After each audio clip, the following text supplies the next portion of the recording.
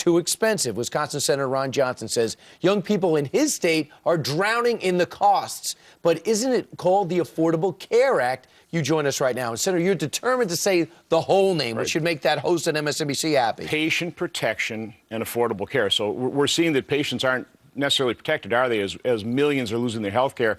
And we certainly didn't bend the cost curve down, Brian. All right, so in particular young people, let's take a look at this poll right now that Harvard put out. I think that's a four-year college. Between 18 and 29-year-olds, the Affordable Care Act, 20% say they will definitely or probably enroll. 47% say they will definitely not enroll. Yet Ezekiel Emanuel yesterday says, throw out that study, it doesn't work. Yeah, because no PR yet. They will coerce young people into paying that penalty. Well, you know, Dr. Emanuel didn't quite get the memo from the Supreme Court. It's not a penalty, it's a tax.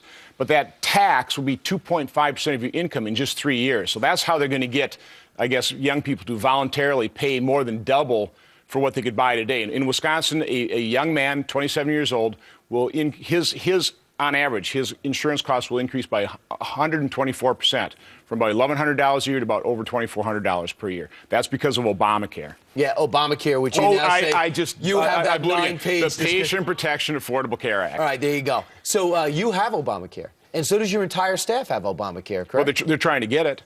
I mean, they're trying to get it. We've only got a few members of our staff who've been able to sign up so far, and I think they've got to sign up today in order to make sure that's actually in place. So, no, our staff is scrambling, and my wife's actually trying to find insurance in the state of Wisconsin. So this is what you have this week is going to be the Medicaid week. The president and the White House are going to be pushing on all fronts to tell you how great it is that they expanded Medicaid. You're not against people who didn't have insurance getting some type of insurance. We all want a strong social safety net. But, Brian, we got to remember, back in 2009 when this law was being debated, 85% of Americans maybe weren't satisfied with the price of the health care, but they liked the health care plan they were on. They liked their doctor.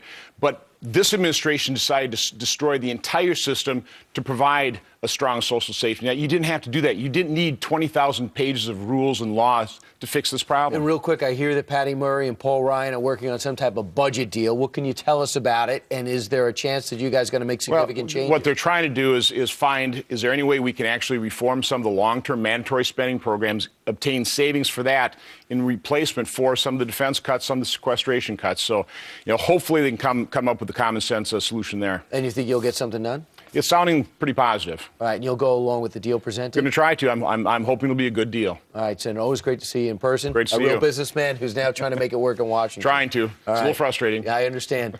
20